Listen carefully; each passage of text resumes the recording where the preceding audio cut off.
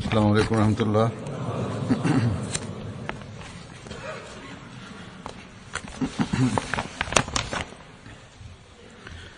أشهد أن لا إله إلا الله وحده لا شريك له وأشهد أن محمدا عبده ورسوله أما بعد فأعوذ بالله من الشيطان الرجيم بسم الله الرحمن الرحيم الحمد لله رب العالمين الرحمن الرحيم مالك يوم الدين إياك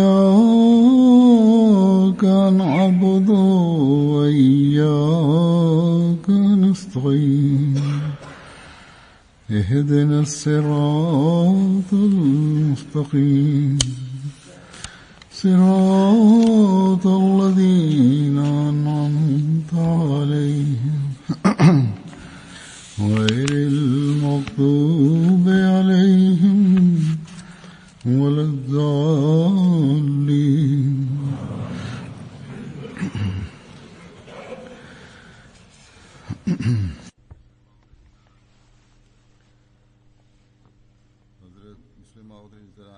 Hazrat Muslim radhiyallahu ta'ala anhu berichtet über Mir Hasamuddin Sahib, welcher ein Gefährte des verheißenen Messias al-Islam war. Und der zweite Kalif berichtet über ihn, dass sein Sohn Mir Hamid Shah Sahib als sein Sohn heiratete und seinen Nikah feierte. Also Muslim sagt, dass Mir Hamid Shah Sahib ein Gefährte des verheißenen Messias al-Islam war und eine besondere Bedeutung in der Jamaat hat. Und sein Vater Mir Hasamuddin Sahib kannte den verheißenen Messias al-Islam schon seit der frühen Jugend, als der verheißene Messias auf Geheiß und auf Zwang seines Vaters nach Sialkot gehen musste, um dort zu arbeiten. Und als Masih al-Islam, der verheißene Messias, nach Sialkot ging, lernte Mir Hasamuddin Sahib den verheißenen Messias in seiner Jugend kennen, und er berichtet, dass der verheißene Messias in seiner Jugend dort mehrere Jahre verbrachte, und Mir Hasamuddin Sahib lernte ihn kennen bis zu seinem Tode. Und diese Beziehung und dieses Kennenlernen weitete sich auf die ganze Familie aus, und danach wurde Mir Hamid Shah Sahib, sein Sohn, schloss sich dem verheißenen Messias al-Islam an und gehörte zu den besonderen Gefährten.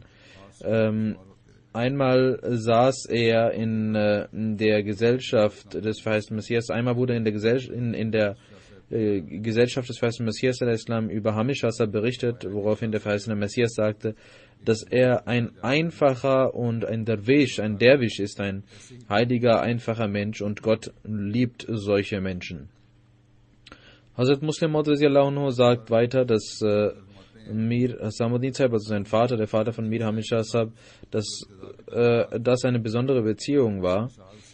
Und einmal nach dem Anspruch, der verheißene Messias zu sein, ging der verheißene Messias nach Sialkot, und Mir Hasamuddin Sahib freute sich sehr über den Besuch des verheißenen Messias al-Islam dort in Sialkot, und in einem Haus richtete er einen Aufenthalt für den verheißenen Messias ein. Aber das Haus, in welchem der verheißene Messias verweilen sollte, als der verheißene Messias erfuhr, dass die offene Decke dieses Hauses ungesichert war und keine Wände besaß, beschloss der verheißene Messias wieder zurückzukehren.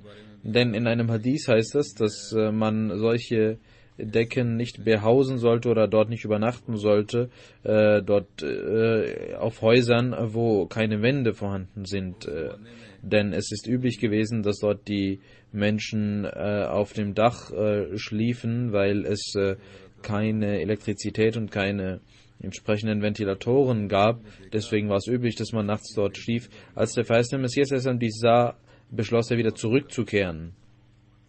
Und Hazrat Muslim Maud radiallahu anhu sagt, dass durch mich die Männer draußen informiert wurden durch den verheißenen Messias, dass wir morgen nach Qadian zurückfahren werden. Und ebenso sagte der verheißene Messias, dass dieses Haus nicht in Ordnung ist, weil die Decke nicht gesichert ist durch Wände. Und als Maulvi Abdul Karim Sahib und andere Menschen dies hörten und als Mir Hasamuddin Sahib dies hörte, sagte er sofort: Wie können Sie zurückgehen? Das geht nicht, dass Sie zurückgehen. Und er sagte, dass er den verheißenen Messias Islam treffen möchte. Der verheißene Messias Islam kam eilig heraus und Hakim Sahib sagte: Ich habe mitbekommen, dass Huzur zurückkehren möchte, weil dieses Haus nicht in Ordnung ist. Über das Haus, sagte er, kann ich sagen, dass sie in jedem Haus verweilen können, in dem sie möchten in dieser Stadt. Aber ich möchte Sie fragen, waren Sie gekommen, um sofort zurückzukehren und meine Ehre zu verletzen? Und dies sagte er auf eine Art und Weise, dass der verheißene Messias al-Islam still blieb und zum Schluss sagte: Okay, wir fahren nicht zurück.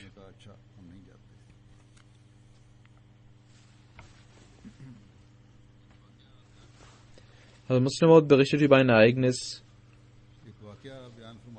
als eine Person zum verheißenen Messias al-Islam kam und sagte: Ich bin ein großer Anhänger von Ihnen, aber Sie haben einen großen Fehler gemacht. Sie wissen, dass die Ulema, die Gelehrten, niemandem zuhören und gehorchen, weil sie der Meinung sind, dass dann andere Menschen denken würden, dass sie etwas nicht wussten, was neu gesagt wurde. Das ist also wenn man möchte, dass die Maulvis etwas Glauben schenken, dann sollte man so vorgehen, dass man praktisch quasi aus ihrem Munde dies sagt, was man selbst sagen möchte. Und als der verheißene Messias, und er sagte, als sie über den Tod Jesu erfuhren, wäre es wichtig gewesen, dass sie die Maulvis versammelten und gemeinsam beschließen sollten, dass die Christen doch dem Islam Schaden zufügen. Deswegen ist es gut, dass wir diese Lehre des Tod Jesu hervorbringen und sie sagen, dass ihr Jesus im Himmel ist und deswegen ist er wie Gott. Wie soll man dies beantworten? Also der verheißene Messias al-Islam, er gab ihm den Rat: Warum haben sie nicht die Ulema versammelt, um das gemeinsam zu beschließen? Und diese Person sagte, dass die Gelehrten dann sagen würden: Was ist denn die Antwort darauf? Und sie hätten antworten sollen: Ja, ihr seid sehr Menschen mit großem Wissen und ich glaube, sollte der verheißene Messias zu ihnen sagen, ich glaube, dass man den Tod Jesu anhand dieses und jenes Verses beweisen kann, und die Ulema hätten ihnen zugestimmt und wären mit ihnen gewesen. Genauso hätte man über die Wiederkunft Jesu in den Ahadith reden sollen, wenn der Jesus gestorben ist. Was wäre damit gemeint? Dann hätte ein Gelehrter doch gesagt, dass sie der Messias sind, und die Ulema wären hinter ihnen gewesen und hätten das Siegel ihrer Bestätigung auf sie gesandt. Und als der verheißene Messias diesen Ratschlag hörte, sagte er, wenn mein Anspruch aufgrund von menschlichen Bemühungen gewesen wäre, dann hätte ich dies sicherlich getan. Aber dieser Anspruch war allein aufgrund des Geheißes Gottes, und ich tat, wie mir Gott gehießen. Dies tat ich. Und der verheißene Messias sagt, meine Aufgabe ist nicht, menschliche Bemühungen und menschliche Planungen durchzuführen und Streiche durchzuführen, sondern ich gehe nach der Planung Allahs. Das ist seine Aufgabe und seine Planung. Und auch heutzutage sagen viele Menschen, warum man dies macht und warum man dies sagt, warum man wenn man den verheißenen Messias nur als Reformer bezeichnen würde, würden sich die Probleme lösen. Und es gab auch einige Muslime, die zu mir kamen und sagten, wenn sie doch den verheißenen Messias nicht als Propheten anerkennen, passiert doch nichts, und die Gelehrten würden nicht mehr gegen sie sein. Und ich erklärte es ihnen, und ich sagte, soll ich das sagen, was Allah sagt, oder soll ich euch Glauben schenken? Aber diese Menschen verstehen das nicht.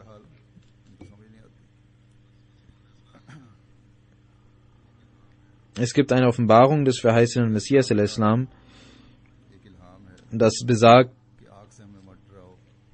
ich habe keine Angst vor dem Feuer, denn das Feuer ist mir dienstbar gemacht worden, ist sogar dienstbar meinen Dienern gemacht worden.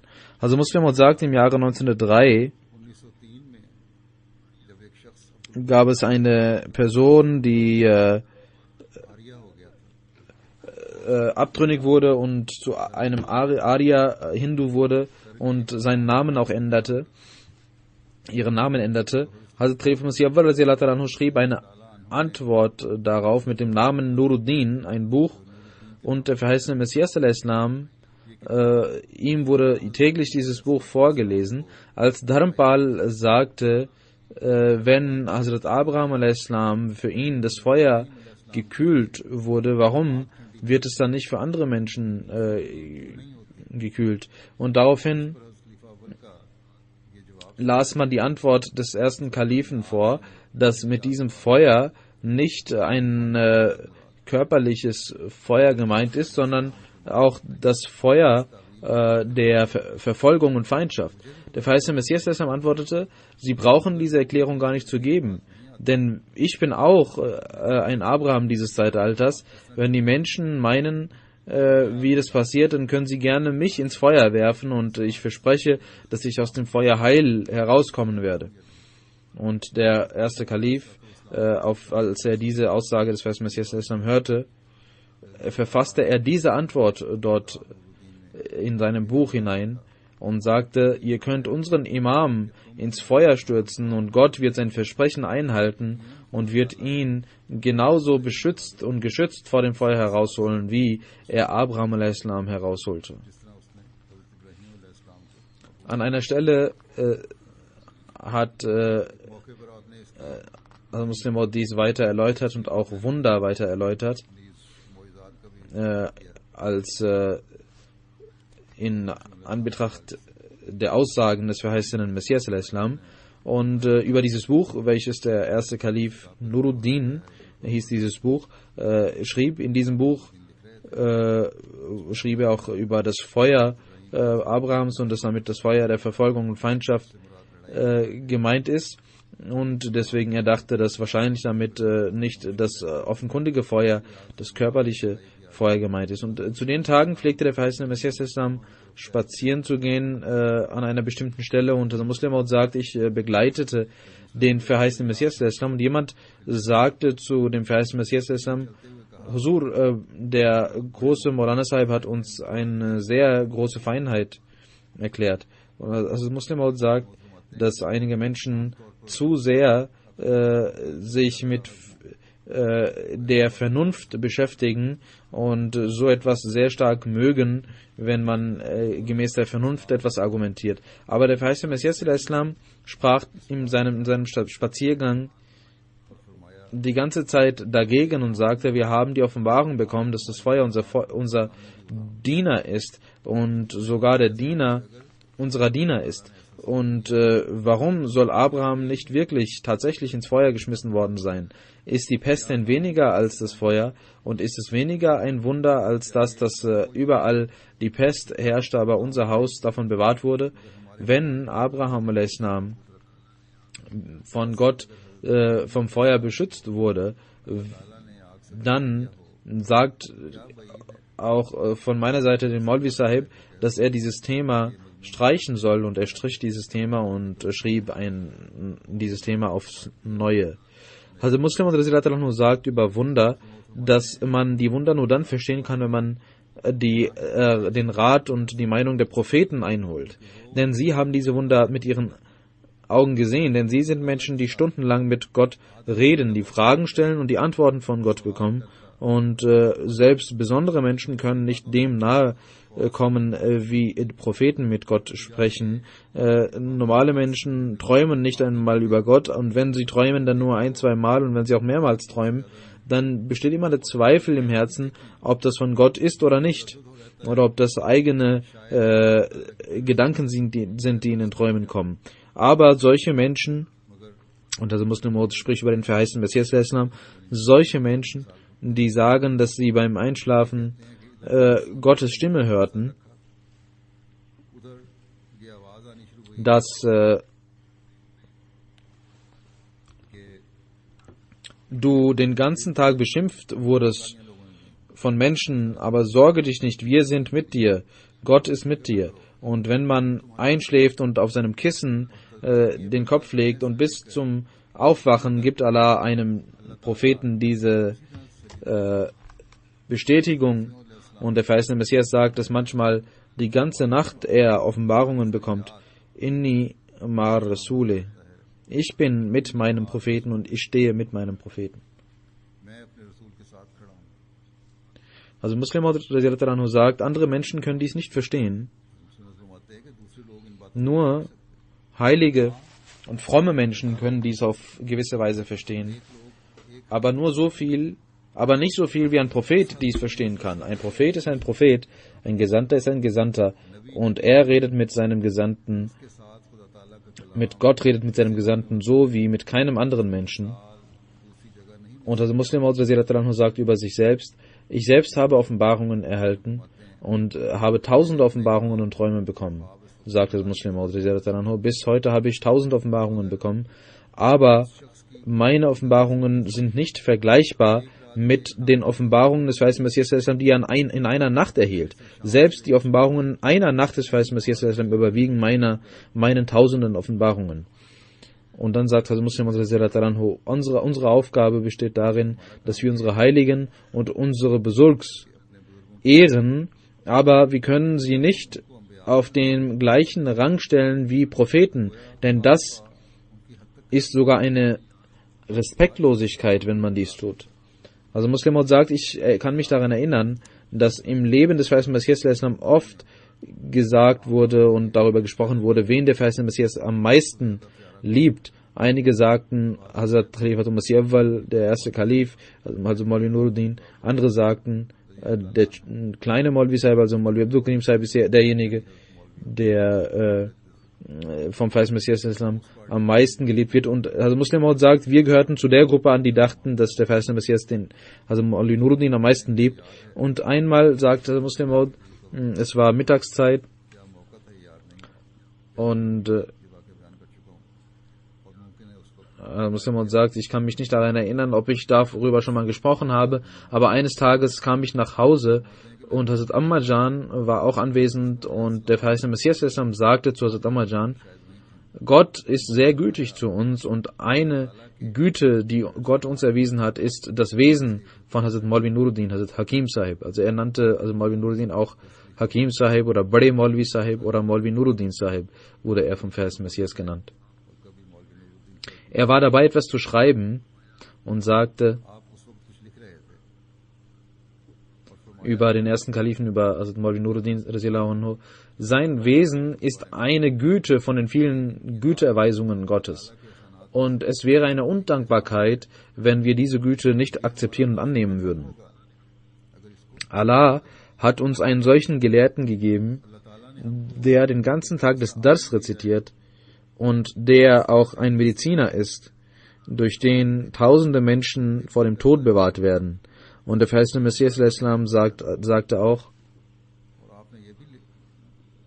also Muslim sagt, dass der verheißene Messias al-Islam auch geschrieben hat über den ersten Kalifen, dass er mir so folgt, wie der Puls dem Atem folgt.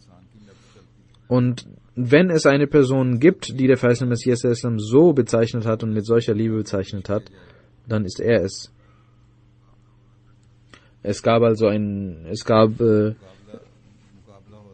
verschiedene Meinungen darüber, was der verheißene Messias geschrieben hat und was der erste Kalif geschrieben hat. Und also Muslim radhiyallahu anhu sagt, wenn sogar trotz dieser großen Liebe des verheißenen Messias al-Islam kann man kein Zitat des ersten Kalifen über das Zitat des verheißenen Messias stellen, dann sagt das Muslim Maud, genauso kann man kein Zitat von mir und keine Aussage von mir, der Aussage des verheißenen Messias, gegenüber hochstellen, und denn das wäre eine Beleidigung uns gegenüber, wenn man das tun würde. Obwohl der erste Kalif so angesehen und geliebt war vom verheißenen Messias al-Islam, trotzdem kann man keine Aussage des ersten Kalifen in Wettbewerb stellen zum verheißenen Messias al-Islam, denn das wäre gleichbedeutend einer Beschimpfung.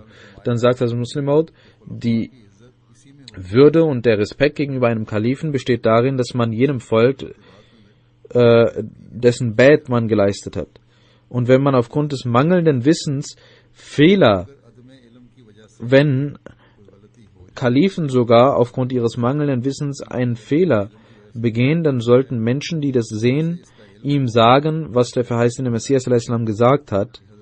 Möglicherweise wussten sie das nicht. Dann sagt also Muslim radhiyallahu anhu,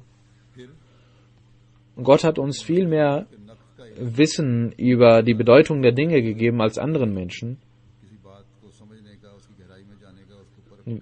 Mir hat Gott mehr Wissen gegeben als den anderen Menschen.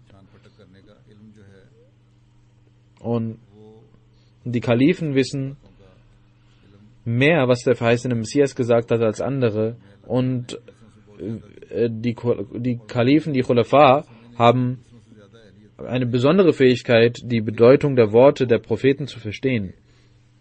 Dann werden die Khulafa überprüfen und der Kalif wird überprüfen, ob dies stimmt oder nicht. Und wenn er darüber nachdenkt, kann er darüber entscheiden. Und in 99% der Fällen wird es richtig sein, was der Kalif gesagt hat. Das wird aber nicht bedeuten, dass der Kalif in Wettbewerb steht mit dem verheißenen Messias und noch kann seine Aussage als Gegengewicht oder Wettbewerb zum verheißenen Messias gestellt werden. Denn wenn jemand das tut, dann bedeutet das, ist gleichbedeutend einer Beleidigung. Sei es der erste Kalif oder sei es ich, sagt also Muslim oder ein Kalif, der nach mir kommen wird. Wenn gesagt wird, dass der verheißene Messias al-Islam dies gesagt hat, dann zu sagen, aber jener Kalif hat dies gesagt, ist ein Fehler, oder jenes gesagt, das ist ein Fehler, der aufgrund von mangelndem Wissen kommt, oder man möchte den Kalifen höher stellen als den verheißenen Messias, seinem Geliebten. Es ist aber richtig, dass ein Kalif eine Erklärung, eine Interpretation, eine Aussage des verheißenen Messias sagen kann, und es kann sein, dass ein Kalif dies anders deutet als ein anderer. So würde ein Kalif nicht in Wettbewerb stehen mit dem Propheten, sondern er würde eine andere Interpretation machen als ein anderer Mensch. Und also Muslim radhiyallahu sagt, man muss auch wissen, es muss nicht sein, dass die Khulafa alles wissen. Hazrat Abu Bakr und Hazrat Umar haben diese beiden alle Ahadith gekannt. Genauso gibt es Dutzende Aussagen des verheißenen Messias, die ich nicht auswendig kann, und andere Menschen diese mir überliefern. Und ich denke, diejenigen, die dieses Wissen besitzen, wenn sie das mir erzählen, dann ist das eine Güte, die sie mir erweisen.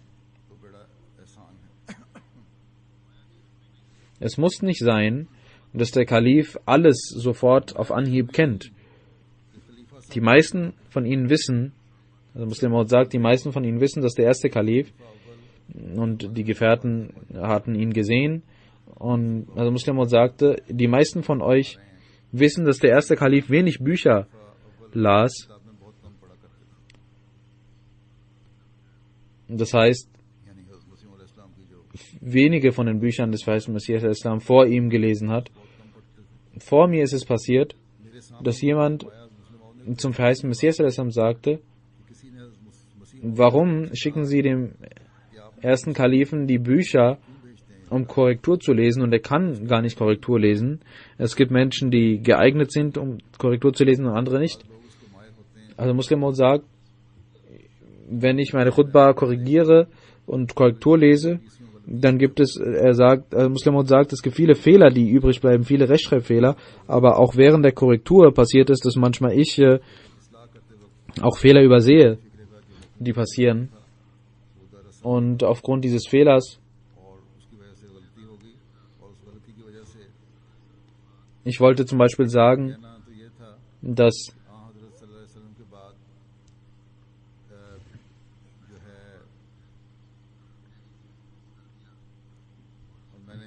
also Muslim Maud gibt ein Beispiel, in welchem ein Satz verdreht wurde, nachdem es veröffentlicht wurde, und er es anders gesagt hat, aber es anders veröffentlicht wurde in Al-Fazl, und Muslim Maud sehr sich wunderte, warum dies so veröffentlicht wurde. Er wollte schreiben, zum Beispiel, er gibt ein Beispiel an und sagt, dass er schreiben wollte, dass nach dem Propheten, heiligen Propheten sallallahu alaihi wasallam, kein Shari-Nabi, kein gesetzlicher Prophet kommen kann, sondern nur ein Prophet der Scharia des heiligen Propheten sallallahu alaihi wasallam, der seinem Prophetentum angehört. Aber in dem Satz hieß es, was das veröffentlicht wurde, als ob ein gesetzlicher Prophet kommen könne. Also Muslim Maud korrigierte dies und sagte, dass einige Menschen nicht gut Korrektur lesen können, aber andere gut Korrektur lesen können. Und jemand sagte zum verheißenen Messias al-Islam, warum schicken Sie Ihre Bücher dem ersten Kalifen, also Maulvi Sahib, er ist kein Experte im Korrekturlesen. Der verheißene Messias al-Islam sagte, ja, Maulvi Sahib hat wenig Zeit und er schaut sich viele Patienten an wegen seiner Arbeit, und ich möchte, dass er, weil er nicht so viel Zeit hat, Bücher zu lesen, schicke ich ihm die Bücher zum Korrekturlesen, damit er von meinen Gedanken immer erfahre. Obwohl also der erste Kalif blinden Gehorsam dem verheißenen Messias leistete, hatte er nicht sehr viel Zeit, und der verheißene Messias al-Islam sagte, dass ich deswegen ihm diese Bücher schicke, damit er über meine Ansichten und meine Gedanken erfährt. Und trotz der Lektüre ist es nicht notwendig, dass man Dinge auswendig kann. Also Muslim Maud sagt zum Beispiel, kannte ich nicht die Zitate über den Tod von Yahya, und ich schickte Maulvi Muhammad Ismail Saib, um dies herauszuholen. Also Muslim Maud sagt, ich kann argumentativ Dinge nennen, die sehr weit in der Vergangenheit liegen, aber ich kann manchmal nicht Zitate sofort hervorbringen. Und ich beauftrage andere damit, irgendwelche Zitate herauszusuchen, weil ich nicht immer weiß, wo diese stehen. Zum einen lernen wir, Hazur sagt, also daraus, dass wenn der Kalif etwas sagt, was scheinbar dem widerspricht, was der verheißene Messias al-Islam gesagt hat, dann sollte man den Kalifen der Zeit informieren, dass sie das gesagt haben und meines Erachtens dies im Widerspruch steht. Und der Kalif wird dies überprüfen, und wenn er sagt, dass das eine Erklärung oder eine Interpretation ist, die nicht im Widerspruch steht, dann sollte man dies akzeptieren, und wenn das ein Fehler von ihm war, dann wird er diesen Fehler korrigieren. Aber man kann nicht behaupten, dass er einen Widerspruch hat zum verheißenen Messias al-Islam. Es gibt keinen Widerspruch, es kann aber einen Mangel an Wissen, in manchen Fällen kann es einen Mangel an Wissen geben. Dann sagt Muslim Maud weiter über die Sonnen- und Mondfinsternis. Also Muslim Maud sagt, in unserer Jamaat gibt es ein berühmtes Ereignis, dass ein Molvi, ein feindlich gesinnter Molvi von Gujarat, uns immer sagte, dass wir niemals uns betrügen sollten aufgrund der Zitate des verheißenen Messias von Hazrat Mirza Ghulam Ahmad. Und solange die Sonne und der Mond nicht sich verfinstern im Monat Ramadan, er sagte, dieser Molvi, solange die Sonne und der Mond sich im Monat Ramadan nicht verfinstern, kann man ihm nicht glauben. Und wie durch einen Zufall, er war noch am Leben, als das Zeichen der Sonne- und Mondfinsternis in Erfüllung ging und diese Prophezeiung in Erfüllung ging. Und in der Nachbarschaft dieses Molvis gab es einen Ahmadi. Er erzählte dies, als die Sonne sich verfinsterte, wurde der Molvi sehr unruhig und ging auf seine Decke und spazierte und sagte die ganze Zeit, jetzt werden die Leute irre gehen, jetzt werden die Leute irre gehen. Er dachte also gar nicht daran, dass die Prophezeiung in Erfüllung gegangen ist und er jetzt an den verheißenen Messias glauben sollte und die Menschen Rechtleitung finden werden, sondern er glaubte daran, dass die Leute jetzt irre gehen werden. Also Muslim Maud sagt, auf der einen Seite glaubten die Christen sehr wohl daran, dass die Zeichen in Erfüllung gegangen waren, die in den vergangenen Büchern vorhanden waren, aber als sie davon hörten, dass der heilige Prophet Muhammad gekommen war, sagten sie, dass zufällig jetzt einer lügnerisch einen Anspruch erhoben hat. Genauso wie die Muslime heute sagen, dass zwar die Zeichen und die Umstände in Erfüllung gegangen sind, aber dieser Mensch, der verheißene Messias, er lügt und hat einen lügnerischen Anspruch aufgestellt. Also Muslim Maud sagt, wie eigenartig ist es, dass Zeichen in Erfüllung gehen für einen Lügner und nicht für einen Wahrhaftigen. Wie kann das sein?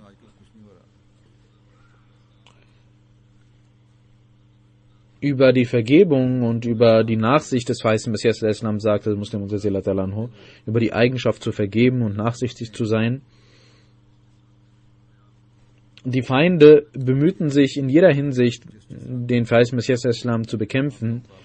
Die Gegner boykottierten ihn, wollten ihm das Wasser und die Nahrung abschneiden. Aber immer wenn sie kamen, um Vergebung zu bitten, vergab ihnen der verheißene Messias und war nachsichtig. Einmal wurden einige Gegner des verheißenen Messias gefangen genommen von der Regierung. Und der Gouverneur sagte, ich werde diese Menschen nur dann laufen lassen, falls der verheißene Messias ihnen vergibt. Und die Menschen sagten, nein, sie sollten gefangen genommen werden. Und diese Menschen kamen zu Mirza Sahib und baten um Vergebung. Und der verheißene Messias bat darum, sie zu vergeben. Und die Menschen sagten, wir haben aber versprochen, dass wir dies nicht tun werden. Der verheißene Messias antwortete, diese Leute bitten um Vergebung und was kann ich denn anderes machen, als zu vergeben?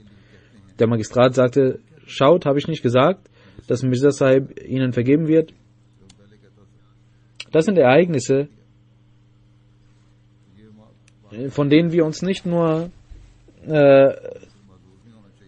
hören sollten und darüber uns amüsieren sollten, dass sie so schön sind, sondern wir sollten diese auch in unserem Leben in die Praxis umsetzen. Dann sagt das Muslim, ich gehöre zu jenen Menschen, die mit kühlem Kopf den Feind angehen. Ich habe viele Beschimpfungen mir angehört, ohne etwas zu tun, und bin sehr zivilisiert und sehr behutsam und bedachtsam mit solchen Menschen auch umgegangen, die mich beschimpft haben vor meinem Gesicht. Und Muslim sagt, ich habe selbst Steine wurden auf mich geworfen, als ich mit dem verheißenen Messias nach Amritsar ging. Und viele Menschen warfen mit Steinen auf auf den Wagen, in dem der verheißene Messias saß, und ich war 14, 15 Jahre alt, und ein Fenster des Wagens war offen. Ich versuchte, dieses Fenster zu schließen, aber die Menschen warfen die Steine mit solcher Wucht, dass ich das Fenster verlor und Steine auf meine Hand fielen. Und dann sagt Muslim Maud, als in Sialkot auch Steine auf den verheißenen Messias geworfen wurden, erhielt ich diese ab. Und dann sagt Muslim Maud, als ich danach wieder nach Sialkot kam, obwohl die Menschen sich um mich versammelten, auch die Ahmadis, bekam ich 4 Steine ab.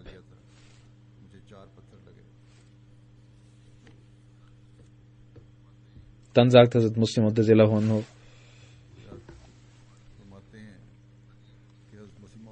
der verheißene Messias al-Islam forderte seine Gegner auf, solche Versammlungen durchzuführen, in welchen jeder die Fähigkeiten und die Vorzüge seiner Religion vorzeigen sollte. Er sagte nicht, dass andere nur Fehler hätten und nichts über ihre Religion sagen sollen und diese nicht verbreiten sollen. Denn der verheißene Messias al-Islam wusste, dass auch andere das Recht besitzen, zu missionieren und zu predigen. Deswegen sagte der verheißene Messias al-Islam, ihr sollt gerne missionieren und ich werde meine Ansichten vortragen. Und wenn man dies nicht tut, wenn man nicht diesen Weg geht, kann die Wahrheit sich nicht verbreiten. Wen gibt es? Jeder Mensch auf der Welt denkt, dass er die Wahrheit sagt, aber wenn es Widersprüche gibt, muss man das Recht haben, diese hervorzubringen. Wenn die Regierung von Pakistan dies verstehen würde oder wenn die Leute in Arabien, in den arabischen Ländern dies verstehen würden, dann würden die Wege des Tabligh geöffnet werden und sie würden sehen, wer die Wahrheit sagt und wer lügt.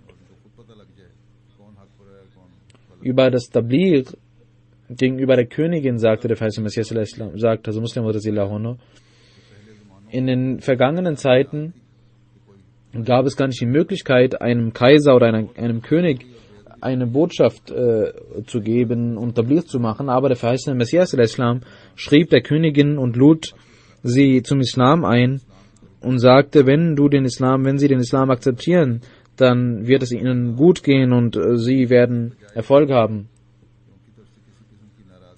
Aber man bedankte sich beim verheißenen Messias al-Islam und sagte, dass wir ihren Brief bekommen haben. Dass Menschen, die heute uns vorwerfen, dass wir Agenten des Westens seien, haben es nicht mal geschafft, Tabligh zu machen, westlichen Herrschern gegenüber. Einmal kam ein türkischer Konsul nach Qadian, Muslim Maud sagt, vor einigen Jahren, als der verheißene Messias al-Islam noch lebte, kam ein türkischer Konsul hierher und er nahm viele Spenden von den Muslimen entgegen und er kam nach Qadian, als er von der Jamaat Ahmadiyya hörte. Hussein Kami hieß er und der verheißene Messias al-Islam sprach mit ihm und er dachte, dass er viel Unterstützung hier bekommen würde. Der verheißene Messias al-Islam behandelte ihn sehr respektvoll, wie man einen Gast behandeln sollte. Und dann fing man an, über die Religion zu sprechen. Der verheißene Messias al-Islam gab ihm einige Unterweisungen, dass man treu sein sollte und dass man nicht ungerecht sein sollte gegenüber den Menschen, und das sollten auch heute die muslimischen Führer beachten. Und der verheißene Messias al-Islam sagte, die Regierung der Römer war deswegen in Gefahr, weil die Menschen nicht treu waren und ihre Dienste nicht treu der Regierung geben. Und der verheißene Messias sagt, dass ihre Regierung deswegen gefährdet ist und die islamische Herrschaft deswegen gefährdet ist, weil die Menschen nicht treu sind. Und er sagte, dass der Sultan deswegen gefährdet ist. Und der verheißene Messias sagte, die Herrschaft des Sultans oder das Kalifat des Sultans ist nicht in einem guten Zustand. Und ich sehe in einer Vision, dass der Zustand sehr gefährdet ist. Und nach meiner Ansicht wird es kein gutes Ende geben. Und die türkische Regierung hängt am seidenen Faden und es werden einige Menschen untreu sein und gegen die Regierung vorgehen. Dem Konsul gefiel dies überhaupt nicht, dass der verheißene Messias Islam dies sagte. Er dachte, ich bin der Botschafter, der Konsul und diese Leute werden mir gehorchen und werden hinter mir stehen. Aber als der verheißene Messias Islam diese bittere Wahrheit ihm erzählte, dass du zwar Geld von der Regierung nimmst, aber untreu bist gegenüber der Regierung und die islamische Herrschaft und die islamische Regierung nicht beachtest, sondern untreu bist. Er ging mit Wut heraus und sagte, dass dieser Mensch gegen die islamische Herrschaft ist. Und er sagt, dass die türkische Regierung am seidenen Faden hängt und auch untreue Menschen besitzt. Und also Muslim sagt, dass die Muslime leben eigentlich ihre Religion, aber die Mullahs lassen ihnen nicht den Raum nachzudenken. Und man sieht, dass die normalen Menschen Gott lieben und die Wahrheit lieben, aber die Schwierigkeit besteht darin, dass die Maulvis ihnen überhaupt nicht die Möglichkeit lassen, nachzudenken und sie zu Zorn und zu Emotionen erregen. Und genauso taten das die Maulvis, dass die türkische Herrschaft die Beschützerin Arabiens ist. Der verheißene Messias Islam hätte die türkische Regierung missachtet. Als dieser Aufschrei begann, schrieb der verheißene Messias Islam als Antwort: Ihr glaubt, dass die türkische Regierung die Beschützer von Mekka und Medina sind, aber ich glaube, dass die türkische Regierung nichts ist und überhaupt nicht die Möglichkeit hat, Mekka und Medina zu beschützen. Denn Mekka und Medina sind es, die die türkische Regierung beschützen und nicht umgekehrt. Und der verheißene Messias Islam sagte, jener, der nur so viel Ehre und Ehrgefühl für Mekka und Medina besitzt, kann man über ihn sagen, dass er darüber nachdenken kann, dass Mekka und Medina nicht beschützt sein sollen, sondern wir glauben nicht einmal daran, dass irgendeine Regierung Mekka und Medina beschützt, sondern es ist Gott allein, welcher Mekka und Medina beschützt. Kein einziger Mensch ist in der Lage, diese Städte zu beschützen, und noch ist jemand in der Lage, diesen Schaden zuzufügen. Zwar kann jemand körperlich betrachtet Schaden zufügen, und körperlich sollte man auch bereit sein, diese Städte zu beschützen, aber wenn, Gott bewahre, es zu einer solchen Situation kommt, dann wird die Mensch sehen, dass Gott selbst diesen Schutz auf sich genommen hat und die Jamaat Ahmadiyya am meisten dafür Opfer bringt, diese zu beschützen. Wir glauben, dass diese Örtlichkeiten die segensreichsten und heiligsten Stätten sind, und wir glauben, dass Gott dort erschienen ist, und wir glauben, dass das Liebste ist, was wir haben, und wir würden unser Allerliebstes dafür opfern. Und wir glauben fest daran, dass jeder, der mit schiefem Blick auf Mekka sieht, dass Allah ihn blind machen wird. Und wenn Gott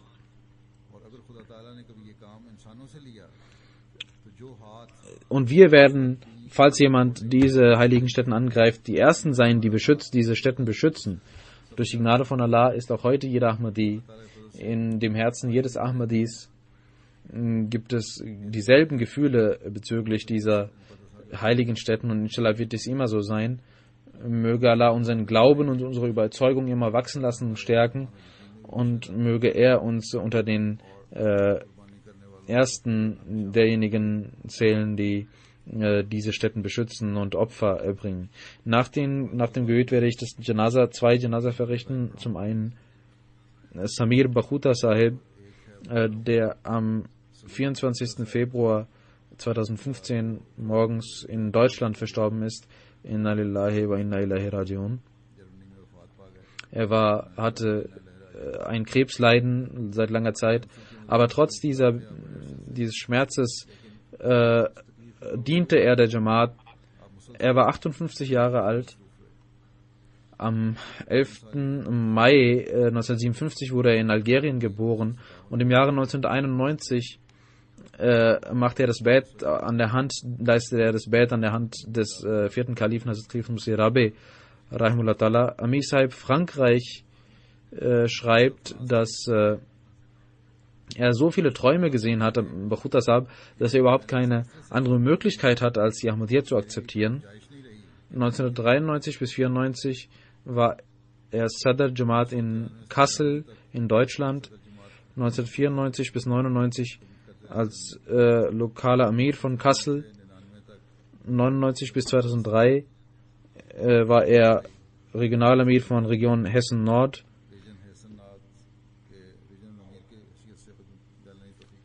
Und Amir Sahib Frankreich schreibt, dass im Jahre 1998 er an der Jalsa Salana in Frankreich teilnahm und ich ihn zum ersten Mal sah. Und während des Gesprächs sagte er, dass Hazrat Muslim radiallahu anhu über zwei Verrückte gesprochen hat, dass er nur zwei Verrückte im positiven Sinne braucht, die seine Arbeit tun, und er sagt, ich gehöre zu denen. Und er machte Tabligh wirklich wie Menschen, die alles dafür tun, Tabligh zu machen. Im Jahre 2006 schrieb er mir, als Muallim, dass er als Muallim arbeiten möchte. Er diente auch davor der Jamaat zuvor. Aber seitdem hat er auf eine sehr gute Art und Weise gedient. Amir Sahib Frankreich schreibt, dass ich seit 16 Jahren Samir Bakhuda Sahib gesehen habe, wie er Tabligh macht. In Frankreich, in Marokko, in Algerien, in Tunesien oder in den Inseln. Überall ging er zu Fuß und sagte nie, dass ich kein Auto habe oder dass dies zu weit weg ist, sondern er ging zu Fuß meilenweit und verteilte die Literatur und beantwortete die Fragen.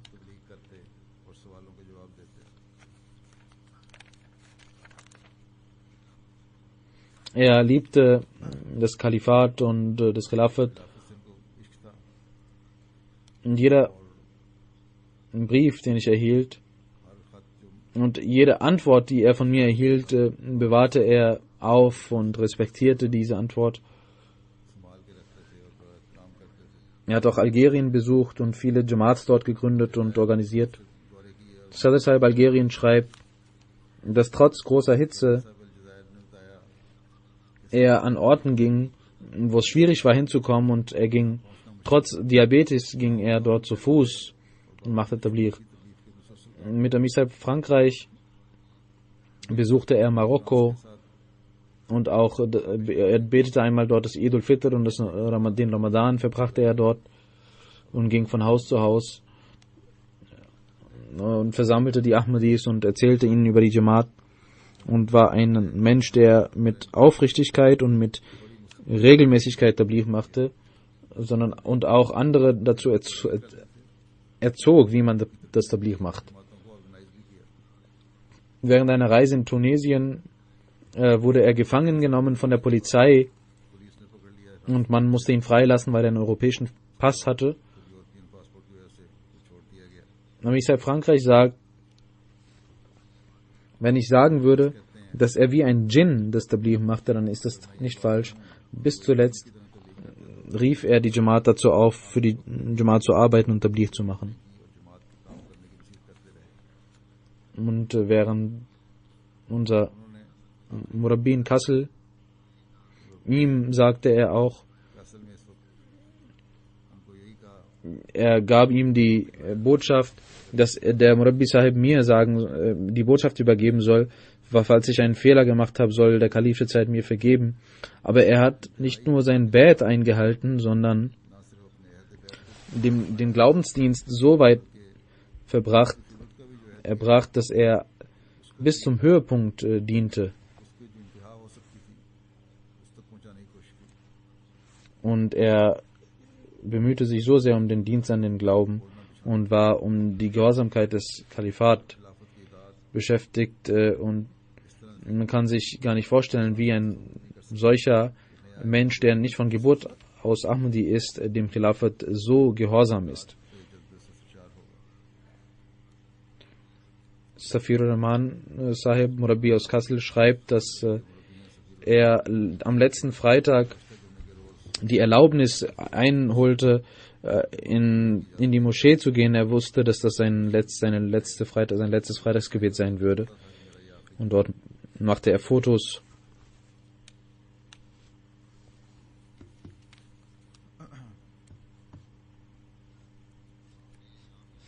Auch in den letzten Tagen sagte er, dass er sagte zum Rabbi Sahib, dass das Zikr Ilahi Buch von Muslim Maud ihm geben soll, damit er das weitergeben kann an die Ärzte im Krankenhaus. Und Samir Sahib sagte zu seiner Frau, dass sie das den Ärzten geben soll, und auch die Ärzte waren sehr beeindruckt von dem Verhalten von Samir Bhutta Sahib. Und sie sagten, dass sie bis heute nicht einen solchen geduldigen und an Gott vertrauenden Patienten gesehen haben. Rabbi Sahib sagt, dass einmal in einer Sitzung, in einem Meeting beschlossen werden sollte, dass die Menschen wie die Gastfreundschaft sein soll, wenn die Menschen kommen, die man bewirten müsste, und es gab eine große Diskussion darüber. Samir Bhutta Sahib war dort auch anwesend, und er war sehr zornig und sagte, wir sind doch keine kleinen Kinder, dass wir von neu auf lernen sollen, wie man gastfreundlich sein soll. Die Jamaat ist nichts Neues für uns.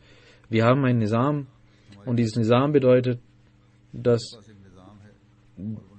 der Vertreter des Kalifen bei uns ist und wir müssen ihm gehorchen. Und man soll nicht darüber entscheiden, wie viel gekocht werden soll, sondern tut das, was der Rabbi sagt, und gehorcht ihm. Das war der Geist, und wenn dieser Geist entsteht, dann sehen wir, wie durch die Gnade von Allah auch in der Jamaat Einheit herrscht und wie diese Jamaat Fortschritte macht. Er sagte immer, dass unsere Aufgabe darin besteht, überall, wo wir sind, die Botschaft des verheißenen Messias al-Islam zu verbreiten, und es ist die Aufgabe Gottes, Rechtleitung zu geben. Er sagte, Tabligh ist wie ein Sauerstoff für mich. Durch die Gnade von Allah hat er in der Jamaat Kassel, da sind sehr viele nicht-pakistanischen Ahmadis, die aufgrund seiner Bemühungen die Ahmadiyyat akzeptiert haben. Er hat eine Frau, Mariam Bhutta Sahiba, und 3 Söhne hinterlassen. Nuruddin, er ist verheiratet, und Abdul Hakim und Munir Ahmad. Möge Allah die Ränge des Verstorbenen erhöhen und seinen Kindern die Möglichkeit geben, in seine Fußstapfen zu treten.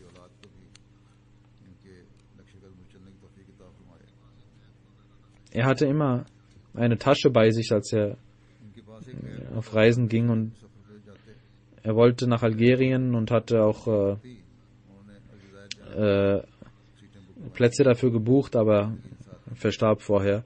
Und diese Tasche wurde seiner Frau gegeben, und sie sah, dass dort 2 Hemden, eine Hose, eine Wollmantel war und 4 arabische Bücher des verheißenen Messias al-Islam und einige Briefe, die ich ihm geschrieben hatte.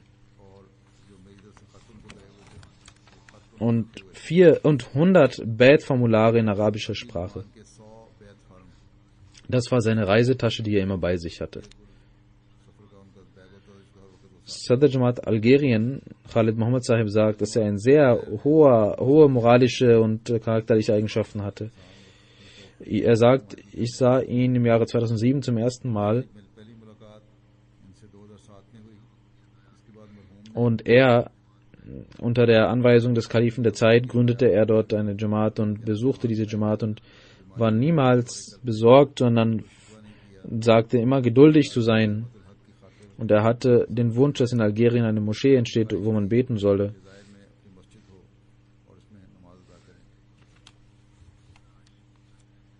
Arash Hamid Sahib aus Algerien sagt, dass er eine große Persönlichkeit besaß.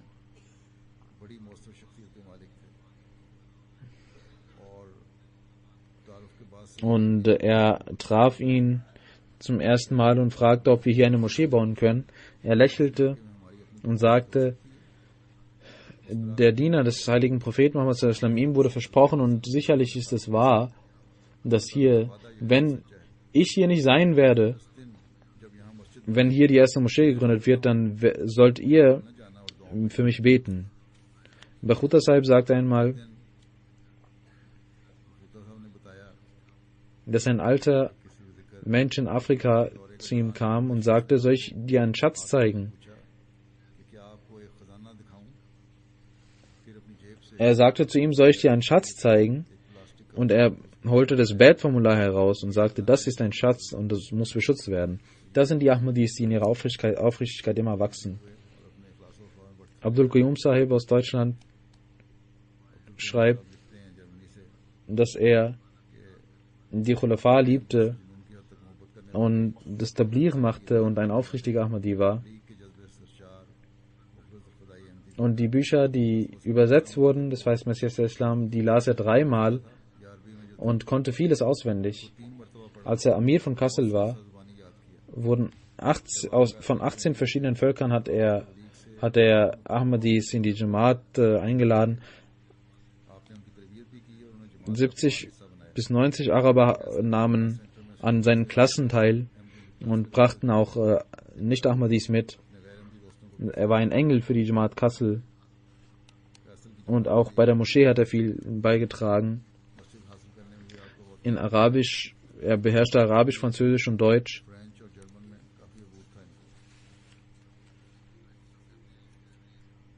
Sami Qurashi Sahib sagt, er machte das Bett durch mich und als man Hazrat Khalid Rabi vom Bett informierte, antwortete er, dass der verheißene Messias al-Islam eine Offenbarung hat, Yansuruka Rijalun Nuhi Ilayhim min as-Sama, wir werden dir mit solchen Menschen helfen, denen vom Himmel geholfen wird, und er ist ein Zeichen dafür. Das zweite Janaza ist von Chaudhry Bashir Ahmad Sahib, Sohn von Chaudhry Ibrahim Sahib aus Sheikhupura. Er ist im Jahre 77, 78 hat er das Bad gemacht. Seine Brüder und seine Familie machten auch das Bad danach.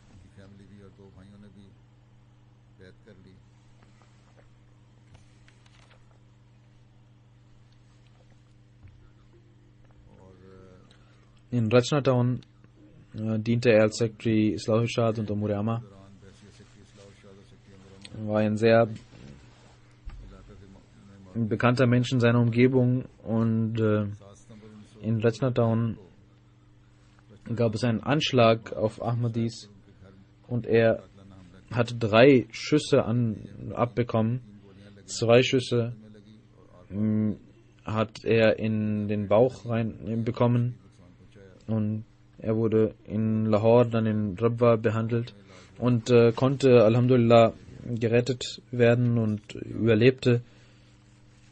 Aber die Leute, die diesen Anschlag verübten, waren nicht Ahmadis, die aber seine Verwandte waren. Nein, sein Neffe verklagte diese Menschen, die den Mord verüben wollten, und diese Mörder brachten diesen Neffen um, der gegen sie diesen Fall im Gericht beantragt hatte. Und er war ein sehr sanftmütiger Mensch, wie seine Frau berichtet, und der sich stets um das Gebet kümmerte, den Eltern diente. Ein sehr geduldiger, einfacher Mensch, der voller Gnade, der niemandem Leid zufügen wollte, niemals einen hilfsbedürftigen Menschen alleine stehen ließ, egal ob er Ahmadi war oder nicht Ahmadi. Er betete das Tahajjud und betete die Gebete in der Moschee und kümmerte sich um weise Kinder und betete auch für die Feinde der Ahmadiyya, dass Allah ihnen Rechtleitung geben würde.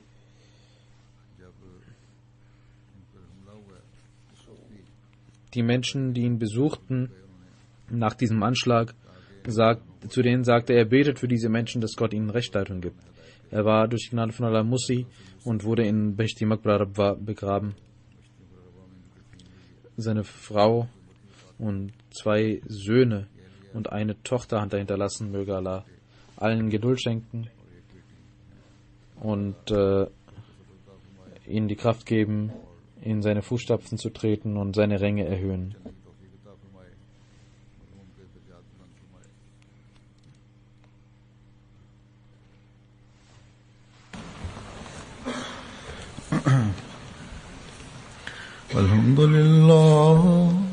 الحمد لله نحمده ونستعينه ونستغفره ونؤمن به ونتوكل عليه ونعوذ بالله من شرور أنفسنا ومن سيئات أعمالنا من يهده الله فلا مضل له ومن يضلل فلا هادي له ونشهد أن لا إله إلا الله ونشهد أن محمدا عبده ورسوله عباد الله رحمكم الله إن الله يأمر بالعدل والإحسان